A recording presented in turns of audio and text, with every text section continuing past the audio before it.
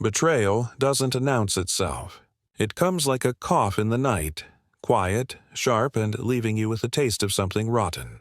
I learned that the hard way. My name is Richard Hale. I'm 68 years old, a retired school principal who spent 4 decades drilling young men and women on discipline, patience, and the value of truth. My hair went white long before my heart softened, and I've always believed myself to be a man who could read people, a man who could tell when someone was lying. I took pride in that, perhaps too much. I live in the same brick house my late father built with his own hands. It isn't just a structure to me. It's a monument, a place layered with memories. The smell of sawdust in the garage where he carved furniture, the corner by the fireplace where my wife, Evelyn, used to sit knitting while I graded papers, the creak in the upstairs hallway that even my grandchildren know to avoid on Christmas morning. That house was my anchor in a world that changes too fast. And, as I thought, it was safe. For nearly 10 years, I've shared my life with Marlene. She came into my world when grief was still raw from losing Evelyn. Marlene was younger, lively in ways that made me feel less like a widower and more like a man still capable of desire. She laughed often, moved quickly, and spoke as if tomorrow was never guaranteed. That energy drew me in. She gave me company during evenings that used to echo. She gave me warmth in a bed that had grown cold. But warmth can turn to smoke, and smoke has a way of choking you before you realize the fire's been burning all along. The first signs were subtle. Bank statements missing from the mail pile. A car repair bill that was larger than it should have been. Her explanation was always the same. "You worry too much, Richard. Let me handle it." I told myself it was pride that made me question her, the same pride that had me double-checking students' homework answers even when I knew they were right. But doubt is like rust. Once it finds a crack, it spreads.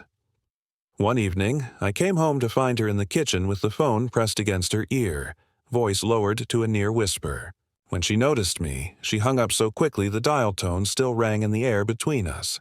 I asked who it was. She said, "Just an old friend." Something in her eyes. Too quick, too defensive, didn't match the words. I remember standing there with the grocery bag still in my hands, frozen by a thought I didn't want to believe. What if she wasn't who she said she was? What if all the comfort she'd brought into my life was a mask for something else? That night I lay awake in bed beside her, staring at the ceiling fan turning slow, the blades carving shadows across the plaster. I thought of my father's voice. "Trust is earned, boy, and it can be lost in a second." I thought of Evelyn's steadiness, how she never once gave me a reason to doubt her, and I thought of Marlene, sleeping soundly beside me, lips parted slightly as though nothing in the world weighed on her. The next morning, I found an envelope tucked inside a drawer in the study. It wasn't hidden well, but it wasn't lying out in the open either. Inside was a stack of real estate flyers, circled listings, and a neatly folded letter from a local realtor addressed to her.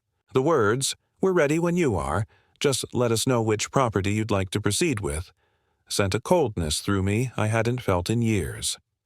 She was making plans. Big ones, and she hadn't said a word. I put the envelope back exactly where I'd found it. I told myself I'd wait, watch, gather more before accusing. A man my age learns the cost of speaking too soon. But from that day forward, every smile from her felt rehearsed. Every "Richard, you're too serious" sounded like it came from a script. I didn't yet know the depth of what she was preparing to do. I didn't know she would one day send me a text that would break open everything I'd built, everything I thought was mine. But I knew enough to sense the storm gathering, and I promised myself this. If the storm came, I wouldn't let it drown me. When I look back, I see how easily trust can be forged out of loneliness. It doesn't take much. A warm meal on a cold night, someone willing to sit across from you and listen as if your words still matter. That was how Marlene stepped into my life. I met her at a church potluck, of all places. I had been retired for 2 years by then, still carrying myself like a man with halls to patrol and kids to discipline. She, in contrast, floated through the room like a spring breeze. Bright dress, easy smile, a laugh that made half the men her age turn their heads. She approached me first, plate in hand, and asked if the apple cobbler was worth trying. I told her I hadn't yet had dessert. She smiled and said, "Then I'll be the judge." From there, conversation flowed in a way I hadn't expected. She didn't just talk, she asked. About Evelyn, about my work, about the house my father built. Her curiosity felt genuine. And maybe it was in those early days. The first year together was full of second chances. Dinners, road trips, even the occasional argument that ended in a quiet reconciliation. I was careful, slow to let her into the deepest parts of my life. But time erodes caution.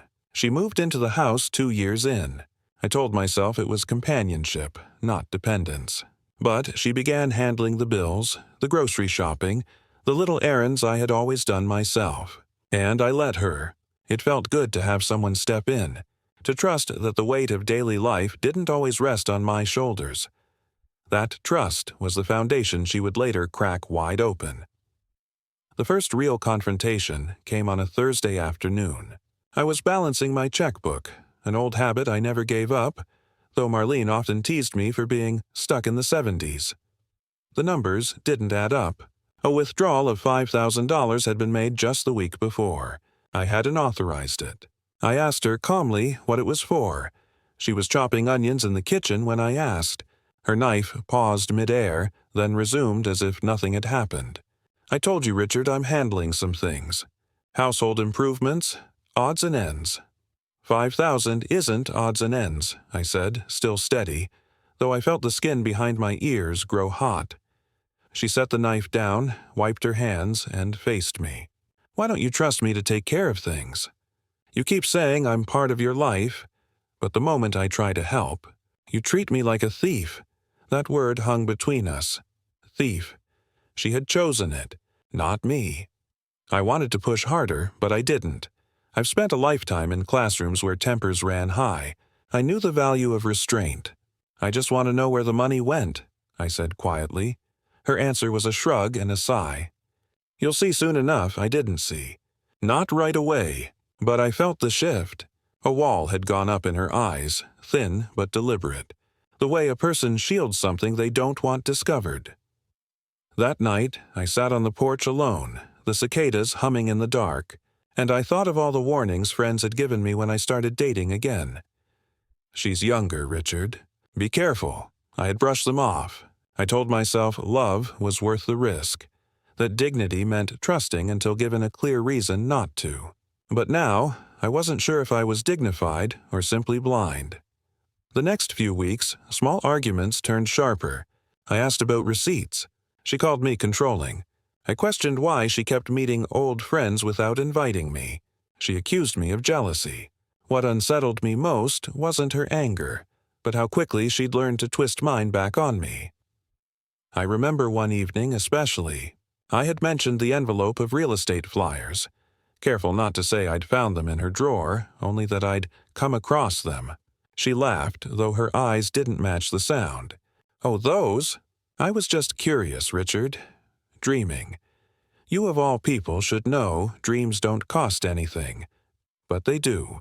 Dreams can cost everything if they aren't shared."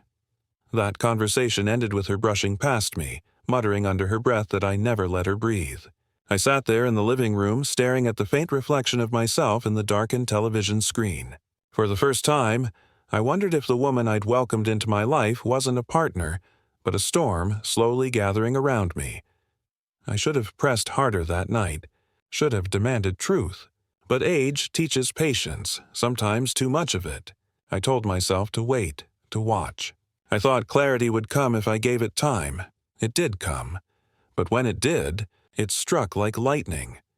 It was a Saturday morning when my phone buzzed with the message that would tear the skin off every quiet doubt I'd tried to ignore. "I sold your car and house. Wedding tomorrow, bye." 14 words. Cold. Final. No signature. No explanation. Just the digital blade sliding between my ribs. I read it once. Twice. A third time, as if repetition might change the meaning. My first reaction wasn't anger. It was laughter. The strange kind that comes when a man's heart can't decide whether to break or harden. Because I knew something she didn't. She hadn't sold my house. She had sold the one next door, a rental property my father left me, the smaller house with peeling paint and creaking floors. Titles are tricky things, and I had been careful when my father passed. The brick house where I lived, the one that held my history, was mine alone. Untouchable. She hadn't realized it. That mistake was her first crack. Still, the betrayal burned, that she had tried at all, that she had touched something so sacred, cut deeper than if she had succeeded. I called her immediately. She answered on the third ring, her voice brisk, almost cheerful. "You got my message?" "I did," I said, steady as stone. "You sold my house?" "No, Richard. Our house, and your car. You never use it anyway. It's time we moved on. I'm marrying someone who knows how to live." My breath slowed even as my pulse hammered. "You sold the wrong house," I told her, letting the words hang. For a moment, silence. Then laughter, sharp, dismissive. "You're lying. You're just trying to scare me." "I don't scare easy, Marlene," I said. "You'd know that if you'd been listening these last 10 years. The line went dead." She had hung up.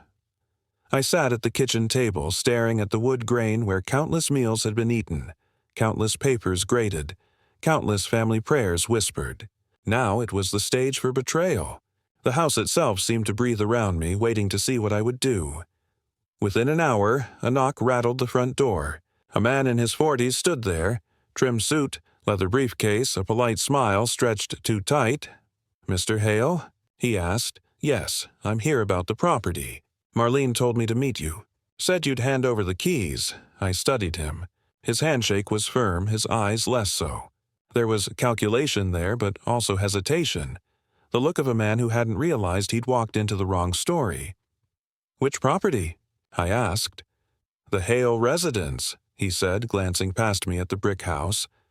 I almost pitied him. Almost. "She sold you the wrong place," I said evenly. "This house isn't for sale. Never was. And she had no right to offer it." His face shifted. Irritation, then confusion, then something like suspicion. She assured me everything was legitimate. "Assurances and legality are two different beasts," I said. "If you gave her money, I suggest you ask for it back." The man exhaled through his nose, sharp as a blade. "I'll be in touch," he said before turning on his heel. When the door shut, the weight of it pressed against my chest. I realized then that the storm wasn't just about property. It wasn't just about Marlene leaving for another man. It was about legacy. She had tried to strip me of everything my father left me, everything Evelyn and I had built, everything I hoped my grandchildren might inherit. That afternoon, she came home. Not sheepish, not apologetic, defiant. She dropped her purse on the table and crossed her arms. "You embarrassed me," she said. "You betrayed me," I answered. Her chin lifted. "I had to. You live in the past, Richard. You cling to this house, to your dead wife, to your rules. I want a future. And you're not part of it." I let her words settle, their cruelty deliberate. "Then you should have left with nothing," I said softly. "Instead, you tried to take what was never yours. That was our first real battle. No raised voices, no slammed doors, just truth laid bare, sharp enough to cut." She glared at me for a long moment, then stormed into the bedroom, the sound of drawers slamming echoing down the hall. I stayed at the table, my mind already shifting. The shock was giving way to something steadier, colder. Strategy. She had made her move. Now it was my turn. I slept little that night, not from rage, but from clarity. Betrayal has a way of stripping things bare, of making the world suddenly simple. I lay in the dark and listened to Marlene rummaging in drawers, making phone calls in the other room, whispering her future away one hurried word at a time. She thought she'd won. She thought her new husband-to-be would sweep her off into a life where my years of work were the dowry.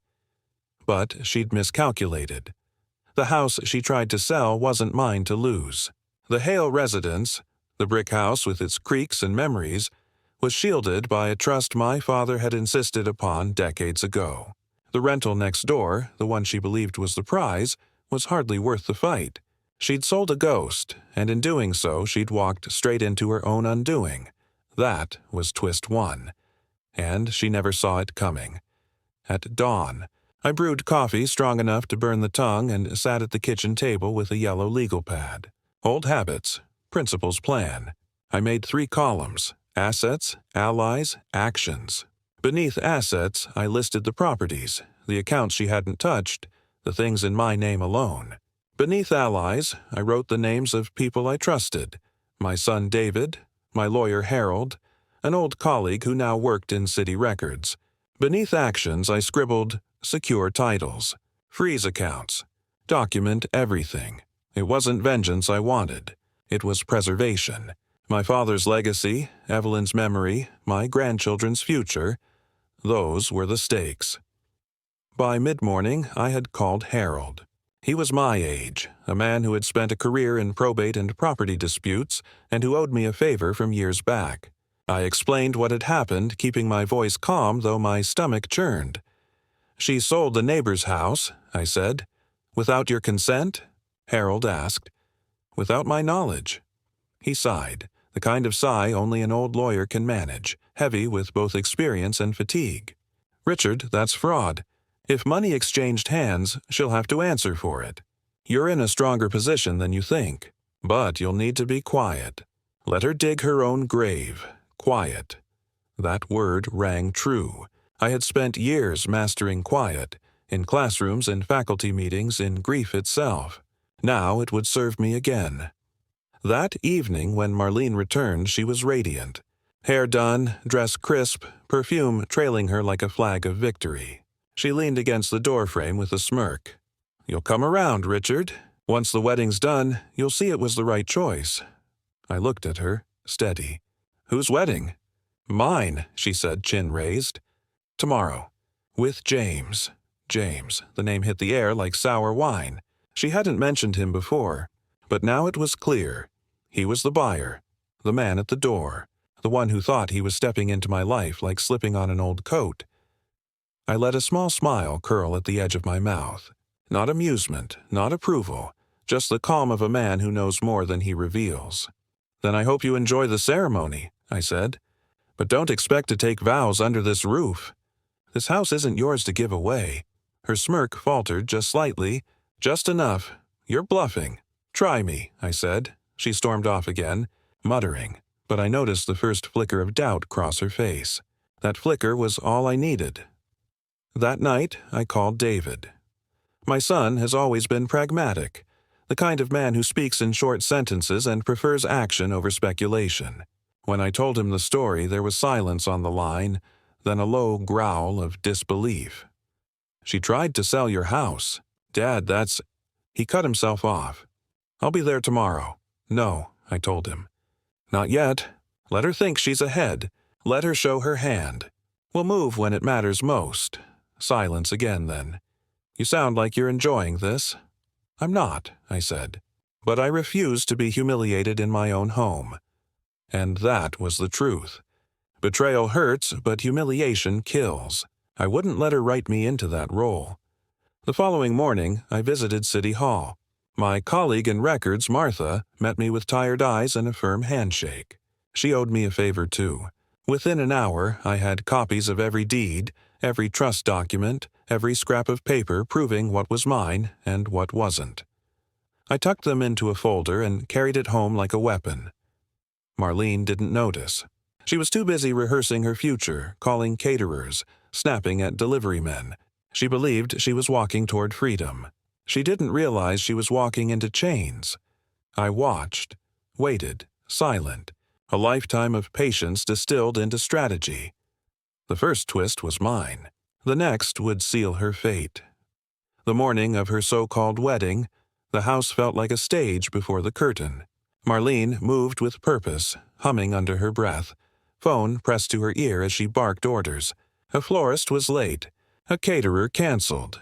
She waved her hand at me as if I were the hired help, muttering, "Don't you have somewhere to be, Richard?"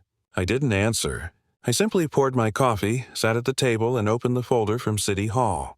Page after page of deeds, trust papers, notarized signatures, the armor of law itself. Each document was a stone in the wall between her ambition and my inheritance. Around mid-morning, a black sedan pulled into the driveway. Out stepped James, the man I'd met at the door days earlier. His suit was pressed, his smile thin, but his eyes betrayed unease. He carried a folder of his own. "Richard," he said, extending a hand he clearly didn't expect me to take. I didn't. "You're back." "I am. Marlene tells me you're having difficulty accepting the sale." "The difficulty," I said, sliding the top document across the table, "is that there was no sale. Not legally. She tried to sell what wasn't hers." He frowned, eyes darting across the page. He wasn't a fool. He could see the seal, the signatures, the dates. Marlene swept into the room then, her dress already halfway to bridal, face painted, lips crimson. "Don't listen to him," she snapped at James. "He's manipulating you. He's always been controlling." "Controlling?" I raised an eyebrow. "If by controlling you mean keeping my father's house from being stolen, then yes. Guilty." James shifted, uncomfortable. "Marlene, you told me everything was clean, that you had authority." "I do," she barked, but her voice cracked at the edges. "He just doesn't want me happy." It was then I realized the depth of her gamble. She wasn't just betraying me. She was gambling her future on convincing this man that I was a bitter, senile old husband clinging to memories. She needed him to believe that narrative more than she needed oxygen. So I leaned back, calm as a teacher waiting for silence in a rowdy classroom. "You can choose to believe her," I said to James, "but when the sheriff comes knocking, and he will, you'll wish you had looked closer at those papers." Marlene's face flushed deep red. "You bastard," she spat, the word heavy, guttural. James glanced between us, his confidence unraveling. "I need time," he muttered before retreating toward the door. The moment the sedan rolled away, Marlene whirled on me. "You're destroying everything." "No," I said, voice low but firm. "You did that the moment you decided my life was a pawn in your game." She grabbed the folder, rifling through the papers with desperate fingers. The truth stared back at her in black ink, but she kept flipping as if one page might rewrite reality. Finally, she slammed it shut. "You think you've won, don't you?" she hissed. "But I still have options. You can't watch everything. You're old, Richard. You're tired. And I'm just getting started." Her words hit their mark. Not because they were true, but because she knew where to aim. Age is both a shield and a target. I was 68, yes. My back ached when I bent too long. My knees stiffened in the morning. But tired? No, not when legacy was on the line. I stood, slow but steady. "You're right about one thing," I said. "I can't watch everything. But I don't need to. I only need to watch you." Her jaw clenched, her eyes narrowed. That was confrontation number 2, and it left the air in the house charged, brittle, ready to crack. For the next 2 days, she moved like a cornered animal. Calls whispered behind closed doors, papers hidden and then replaced, sudden trips to town with no explanation. I followed none of it directly, but I documented everything: dates, times, numbers dialed when I glimpsed them on the caller ID. Quiet work, meticulous, the way I had once prepared evidence against a dishonest teacher or a manipulative student. Patterns always reveal themselves. The pattern here was desperation. She was grasping, clawing for a way to salvage her scheme, and the more she scrambled, the clearer it became. She was no longer in control. The storm had shifted. She just didn't know yet how close the lightning was. 3 days after James walked out with doubt in his eyes, I received a knock at the door that didn't belong to a neighbor or delivery man. This one was firm, measured, the kind that carried authority. When I opened it, 2 men stood there, notaries of the county accompanied by a sheriff's deputy. "Mr. Hale?" the deputy asked. "Yes. We'd like to speak with you about some irregularities concerning property transfers linked to your name." I invited them in, laid the folder of deeds and trust papers on the table before they could even finish explaining. The older of the 2 notaries adjusted his glasses and scanned the documents. Within minutes, the deputy's expression shifted from neutral professionalism to the faintest glimmer of respect. "You kept good records," he said.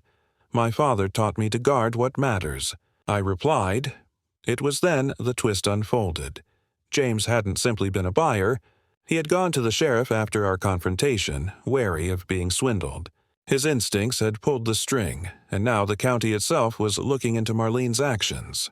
Her scheme hadn't just failed. It had drawn the law straight to her doorstep. By the time Marlene returned that evening, the deputy was waiting in the driveway. She stepped out of her car, heels clicking against the gravel, face pale as the sight of the badge registered.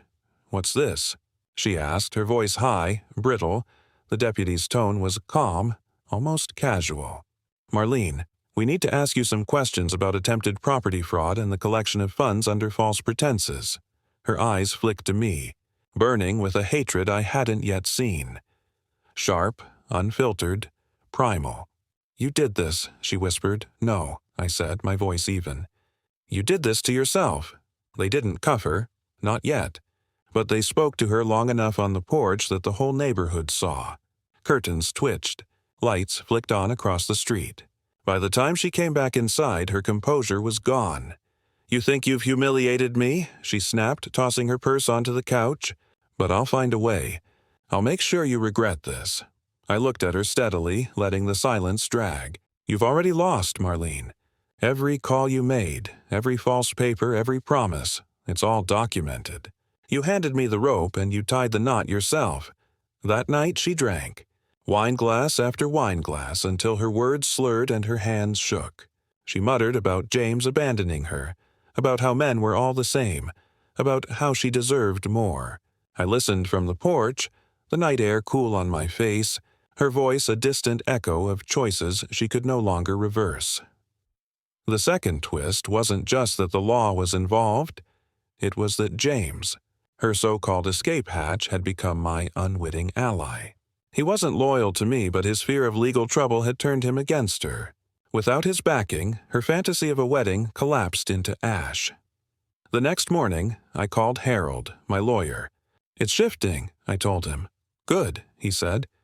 "But remember, Richard, don't rush the end. Let her keep pressing. Let her reveal every card. Then we'll close the door for good. Patience again. Always patience." Over the next week, Marlene grew frantic. Calls unanswered. Meetings canceled.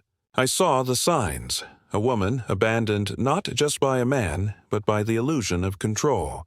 Her third confrontation came one evening when she stormed into the study where I sat reviewing papers. "You can't leave me with nothing," she screamed. I closed the folder slowly, deliberately, and met her eyes. "You left yourself with nothing the moment you decided betrayal was easier than honesty." She froze, trembling with rage, then fled the room. But the words hung in the air, undeniable. The balance had shifted entirely. My legacy was secure, the law was circling her, and every desperate move she made only tightened the net. I wasn't the victim anymore. I was the witness, and soon I would be the judge. The day of reckoning didn't arrive with thunder. It came on a plain Tuesday afternoon, sunlight spilling across the kitchen floor like any other. But I knew, even before the knock at the door, that it was the day everything would break. Harold, my lawyer, had arranged the meeting. The sheriff's deputy would be present, along with James, who had agreed to testify about the attempted sale. Paperwork had been prepared. All that remained was to confront Marlene with the truth she could no longer outrun. She entered the kitchen with that same defiance she had worn since the first lie. Her hair was neatly pinned, her dress pressed, as though appearances could shield her. But the eyes betrayed her. Dark hollows beneath them, a twitch in her jaw. She was unraveling. The deputy spoke first. Calm, formal. "Marlene, we have statements and evidence indicating you attempted to sell property you did not own, and that funds were exchanged under false pretenses. You need to understand the seriousness of these allegations." She laughed, sharp and brittle. "You believe him?" She gestured toward me, venom in her voice. "He's an old man, clinging to paperwork and ghosts. He twists everything." James cleared his throat, shifting uncomfortably in his chair. "I saw the deeds myself, Marlene. You told me they were clean. They weren't. I can't be part of this." Her head snapped toward him, eyes wide with fury. "Coward!" she hissed. "You wanted the house as much as I did." But James only shook his head. "I wanted a future, not a fraud charge." Silence stretched then, thick and heavy. I let it linger before speaking. My voice was steady, the way it had been when disciplining students decades ago. Calm, measured, undeniable. "Marlene, you came into my life when I was lonely, and I gave you trust. You turned that trust into a weapon. You tried to take my father's legacy, my wife's memory, my family's future. But you failed. Not because of me, but because of your own arrogance." Her lip trembled, but her voice rose louder. "You think you've won, Richard? You'll die alone in this house, bitter and old, with nothing but papers to keep you company." I leaned forward, letting her words settle, and then answered softly, "Better alone with truth than together in betrayal." The deputy placed a folder on the table. "You have two choices, Marlene. Cooperate and return the funds or face formal charges. Either way, this ends today." For the first time, her mask cracked fully. She slumped back in her chair, eyes darting, searching for an escape that wasn't there. Finally, her voice came out small, almost childlike. "I didn't mean for it to go this far." I looked at her, and for a fleeting second I remembered the woman who had once laughed at a church potluck, asking me about apple cobbler. But that woman was gone, if she had ever existed at all. What sat before me now was the wreckage of greed and deceit. "I don't hate you," I said quietly, "but I'll never forgive what you tried to take." Harold gathered the papers. James avoided her eyes. The deputy began the process that would mark the official end of her scheme. And just like that, the storm she had conjured finally broke. Not with rage, but with resignation. When she left that day, escorted out with warnings and signatures, the house felt lighter. The walls no longer carried her shadow. My father's legacy was intact. Evelyn's memory remained untarnished. And my grandchildren would one day inherit what was rightfully theirs. The victory wasn't loud. It didn't need to be. It was decisive, final, and carved in the ink of law and the silence of truth. I poured myself a glass of water, sat in the living room, and let the quiet return. Betrayal had tried to unmake me. Instead, it had sharpened me. And though I was old, though my hair was white and my body slower, I had proven to myself, and to her, that dignity endures longer than deceit. The house is quiet again. Not the tense, brittle quiet of suspicion, but the kind that breathes. The kind that allows you to hear the ticking of the grandfather clock in the hall, the rustle of leaves outside the window, the whisper of a life settling back into its rightful rhythm. It's been weeks since Marlene left for good. Her name surfaces now only in letters from lawyers and the occasional call from the sheriff's office. The money she took has been tracked, most of it returned. What isn't will be settled in court, though Harold assures me the case is ironclad. James has disappeared from the story entirely, eager to wash his hands of her and the wreckage she left behind.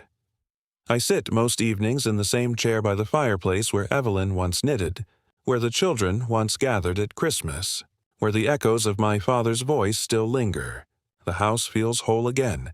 Not untouched. Betrayal leaves its scars, but solid, like a tree that's weathered a storm and still stands firm.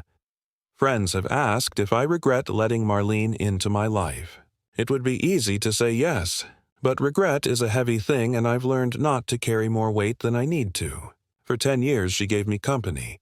False though much of it was. The laughter, the trips, the warmth in winter nights, they were real in the moment, and I was alive in them. That counts for something. But I've also learned this. Trust without vigilance is not love. It is surrender.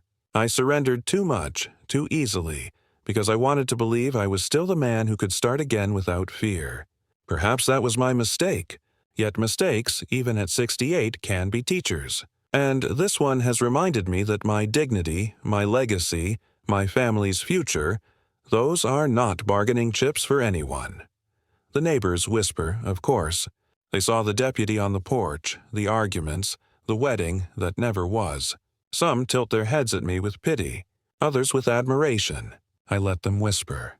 What matters is that my children know the truth, that my grandchildren will one day inherit not just brick and wood, but the lesson that even betrayal can be survived with patience and resolve. At night, when the cicadas hum and the ceiling fan spins slow, I sometimes think of Marlene, not with longing, not even with anger, just as a chapter closed. She came into my life, she tested it, she tried to unmake it. But in doing so, she revealed a strength I had half forgotten I possessed. I walk through the house now with a steadier step. Each creak in the floorboard, each photo on the wall, each draft through the old window frames, they belong to me. Not to her, not to the lies. To me, and to the line of family before me, and to the ones who will come after. Betrayal doesn't announce itself. No, it slips in quiet, hoping you won't notice. But when you do, when you stand firm against it, there's a clarity sharper than any wound it leaves behind. And clarity, I've learned, is its own kind of victory.